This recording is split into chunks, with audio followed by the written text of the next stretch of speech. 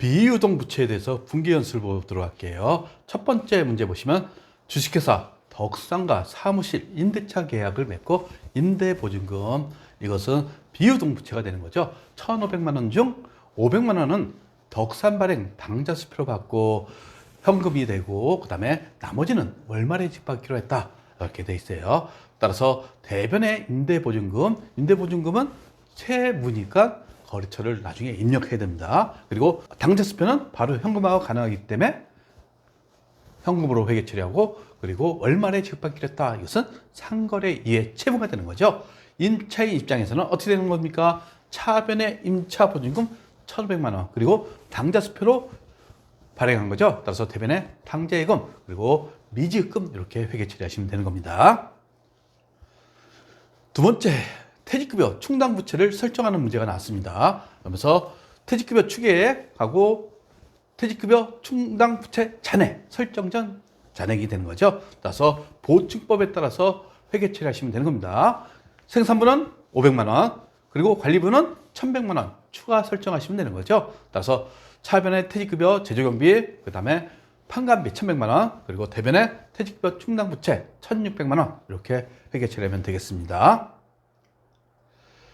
세 번째 보시면 생산 지원이 퇴사했네요. 그래서 퇴직금을 지급했다. 근데 현재 퇴직급여 충당부채가 충분하다고 되어 있죠. 그러면 어떻게 됩니까? 퇴직급여 충당부채를 차변으로 회계 처리하시면 되는 거죠. 그래서 퇴직급여가 3,000만 원 중에서 소득세 및 지방소득세가 100만 원이에요. 결국 2,900만 원이 보통예금에서 지급한 겁니다.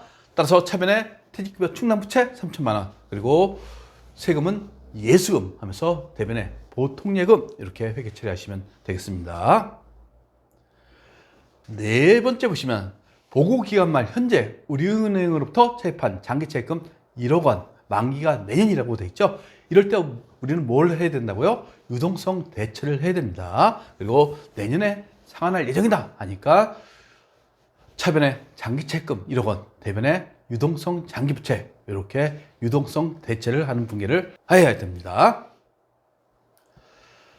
다섯 번째, 사채 관련 분기가 나왔어요. 이것은 기본적인 것은 여러분들 아셔야 돼요. 그리고 사채는 나중에 전선세무 2급, 전선세무 1급까지 계속 나오기 때문에 사채는 깊게 공부하시면 할수록 좋습니다. 따라서 다섯 번째 문제 보시면 사채 액면 총액 600만 원, 상환기한 5년, 발행가액은 580만 원, 그리고 사채 발행비는 10만 원, 이것은 현금 지급하고 납입금은 보통예금으로 입금됐네요.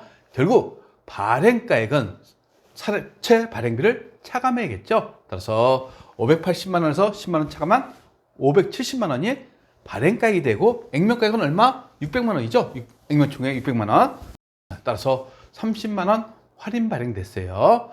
언제나 대변의 사채는 액면가를 적게 됐어요. 그렇죠? 600만 원. 그리고 보통예금에 580만 원, 그리고 사채 발행비 10만 원. 결국 580만 원에서 10만 원 차감한 이게 발행가액이 되는 거죠. 그래서 차변이 비죠. 할인 발행됐으니까 사채 할인 발행 차금 30만 원, 이렇게 회계 처리하시면 되겠습니다. 여섯 번째 보시면 정기말 회사가 발행한 사채의 장부가액은 95만 원이다, 이렇게 써요. 회사가 사용하는 유의자율 10%이며 액면이자는 매년 8만 원씩. 결국 액면이자율이 8%란 얘기죠. 결국 여기서 알 수가 있어요.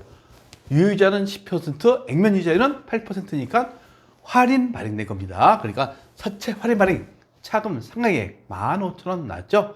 그래서 12월 31일 할인 발행된 사채 이자를 현금으로 지급했다, 이렇게 써요. 결국 이자 비용은 사채의 장부가액 95만 원에서 10% 곱한 9만 5천이 이자 비용이 되는 겁니다. 따라서 차변의 이자 비용 9만 5천 원, 이렇게 회계 처리하시고, 그 다음에 대변의 액면 이자를 현금으로 지급했죠. 그러니까 액면 이자 8만 원, 그리고 요거 상각액 여기서 줬죠. 15,000원. 따라서 사채 할인 발행 차금 대변에 15,000원 하시면 95,000원의 이자 비용이 계산되는 겁니다. 그리고 여기서 사채의 장부가액에서 유의자를 곱하면 뭐가 된다고요? 이자 비용이 된다는 것을 알고 계시면 좋겠습니다. 7번째 보시면 사채를 발행하고 수취한 금액은 당좌 예금에 입금했다. 액면가액은 5% 이렇겠죠. 약정이자율. 그리고 발행가액이 9,630만 원. 결국 할인 발행됐다는 얘기입니다. 액면가액하고 발행가액 비교해 보면 얼마? 370만 원이 할인 발행됐죠. 따라서 대변에 언제나 사채는 액면가라고 했어요. 그리고 사채 할인 발행 차금 370만 원. 그리고 당좌예금에 얼마에 들어왔다고요? 9,630만 원. 이렇게 회계 처리하시면 되는 겁니다. 8번째, 확정기여형하고 확정급여형의 회계 처리는 반드시 아셔야 돼요. 확정기여형은 비용 처리하시면 되는 겁니다. 확정급여형은 자산은 아니지만 자산처럼 처리하시면 되는 겁니다. 그래서 퇴직연금 운용자산이란 개정 과목이 있다는 거 여러분들 머릿속에 넣어두시고, 지금은 확정기여형이죠. 그러니까 다 비용 처리하시면 되는 거죠. 1,000만 원에 가입했어요. 근데 연금 운용에 대한 수수료, 이것은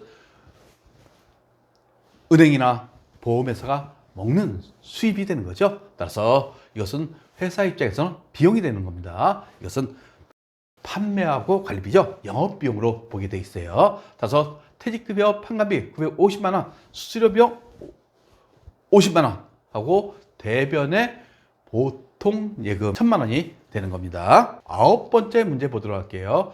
회사는 전 임직원 퇴직금 지급 보장을 위하여 확정급여형 퇴직연금에 가입하고 유월분 퇴직연금 500만 원을 보통예금에서 납부했다.